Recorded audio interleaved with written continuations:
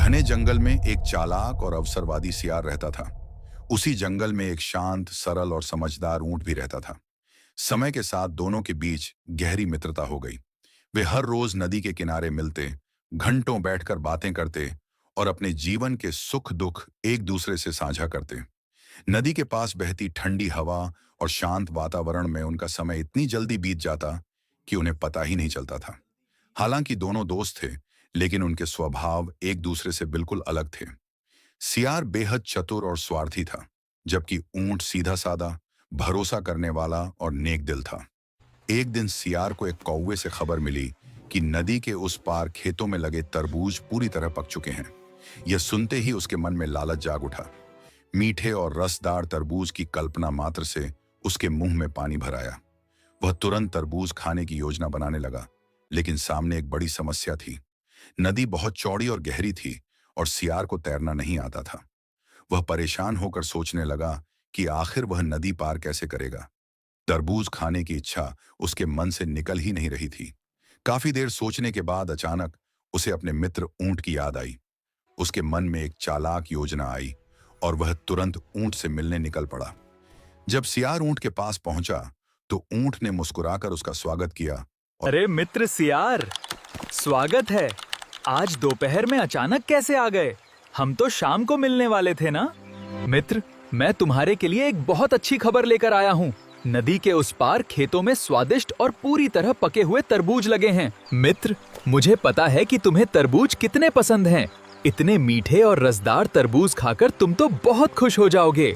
मित्र, तुम्हारी खुशी ही मेरी खुशी है। जैसे ही मुझे इन मीठे तरबूजों की खबर मिली, मैं सबसे पहले तुम्हें बताने चला आया। सच मित्र, मुझे तो बहुत समय से तरबूज खाने का मौका नहीं मिला। ये सुनकर तो मैं बहुत खुश हो गया। मित्र, अगर इतने मीठे तरबूज सचमुच उस पार लगे हैं, तो चलो, मैं नदी पार जाने के लिए तैयार हूँ। ऊंट तुरंत नदी पार जाने की तैयारी करने लगा। यह देखकर सियार उदास बनने का नाटक करते हुए बोला कि उसे भी तरबूज बहुत पसंद है और वह भी उनका स्वाद लेना चाहता है, लेकिन वह बेबस है क्योंकि उसे तैरना नहीं आता। उसने कोई बात नहीं मित्र, अगर तुम तरबूज खा लोगे तो मैं समझ लूंगा कि मैंने भी उनका स्वाद चख लिया। अरे मित्र, ये कैसी बात कर रहे हो? मैं तुम्हें अकेला छोड़कर कैसे जा सकता हूँ? मित्र, मैं तुम्हें अपनी पीठ पर बैठाकर नदी पार ले जाऊंगा और फिर हम दोनों मिलकर मजे से मीठे तरबूज खाएंगे। यह सुनते ही सियार मन ही मन खुश हो गया। ऊंट ने सियार को अपनी पीठ पर बैठाया और धीरे धीरे नदी पार करने लगा। वाह ऊंट भाई, तुम तो बड़ी आसानी से नदी पार कर लेते हो। तुम्हारे साथ सफर करने में कितना मजा आ रहा है। भाई, बड़ा शरीर है तो उसका कुछ फायदा भी होना चाहिए। थोड़ी ही देर में दोनों नदी पार कर खेत में पहुंच गए। वहां सचमुच मीठे और पके हुए तरबूज लगे थे। दोनों खुशी खुशी तरबूज खाने लगे। रसदार तरबूज का स्वाद पाकर दोनों आनंदित हो उठे। कुछ समय बाद सियार का पेट भर गया। पेट भरते ही उसकी पुरानी आदत जाग उठी और वह खुशी में जोर जोर से हुआ हुआ की आवाज निकालने लगा। ऊंट घबरा गया और उसे रोकते हुए बोला, अरे मित्र, ऐसा मत करो, अभी मेरा पेट नहीं भरा है। अगर तुम शोर मचाओगे तो खेत का मालिक आ जाएगा और हम मुश्किल में पड़ जाएंगे। थोड़ी देर रुक जाओ मित्र, मुझे आराम से खाने दो। नदी पार करते समय जितना चाहो शोर मचा लेना। लेकिन सियार कहाँ मानने वाला था। उसने कहा, मैं क्या करूं मित्र, मेरा पेट भर चुका है और खुशी में आवाज निकालना मेरी आदत है। अब मुझसे रुका नहीं जा रहा। और उसने फिर जोर जोर से चिल्लाना शुरू कर दिया। सियार की आवाज खेत से कुछ दूरी पर रहने वाले किसान के कानों तक पहुंच गई। वह तुरंत समझ गया कि उसके खेत में कोई जानवर घुस आया है। कौन है मेरे खेत में? अभी बताता हूँ।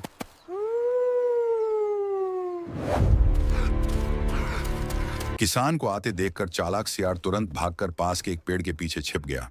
लेकिन ऊंट का शरीर बहुत बड़ा था, इसलिए उसके लिए कहीं छिप पाना संभव नहीं था। वह वहीं खड़ा रह गया। जब किसान खेत में पहुंचा और उसने ऊंट को अपने तरबूजों के बीच खड़ा देखा तो उसका गुस्सा 7वें आसमान पर पहुंच गया। इस ऊंट ने तो मेरा सारा खेत खराब कर दिया। बेचारा ऊंट दर्द से कराहता रहा, लेकिन कुछ कर नहीं पाया।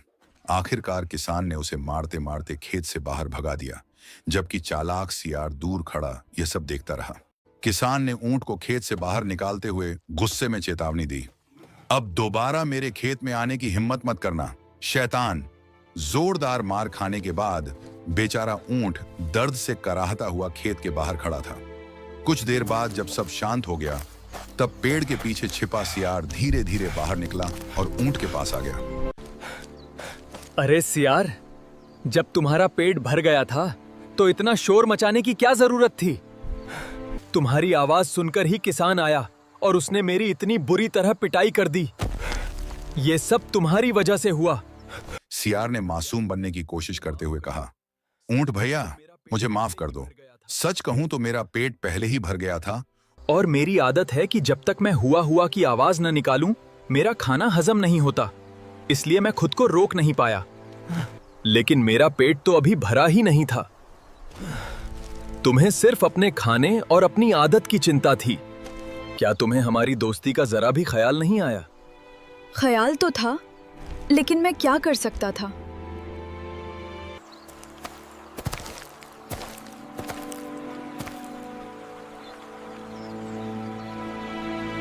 सियार का जवाब सुनकर ऊंट के मन में बहुत क्रोध उठा, मगर उसने उस समय कुछ नहीं कहा।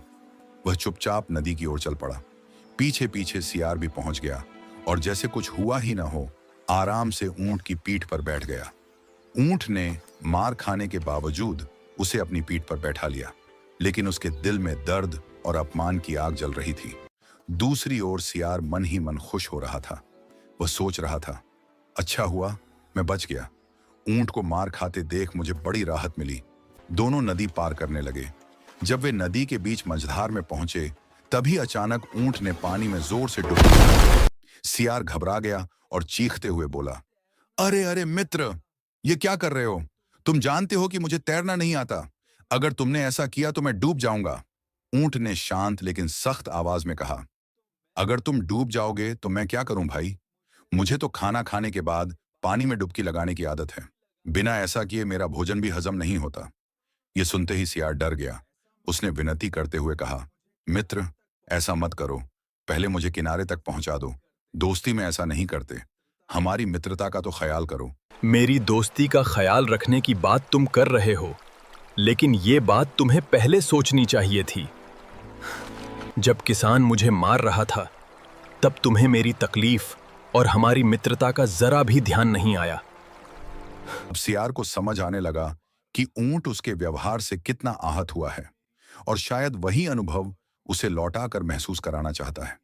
लेकिन उस समय तक बहुत देर हो चुकी थी। मैंने तुम पर भरोसा किया, तुम्हारी मदद की और हर बार तुम्हें मित्र समझा, लेकिन तुमने बार बार अपनी चालाकी और स्वार्थ को दोस्ती से ऊपर रखा। सियार डर और पछतावे में भर गया।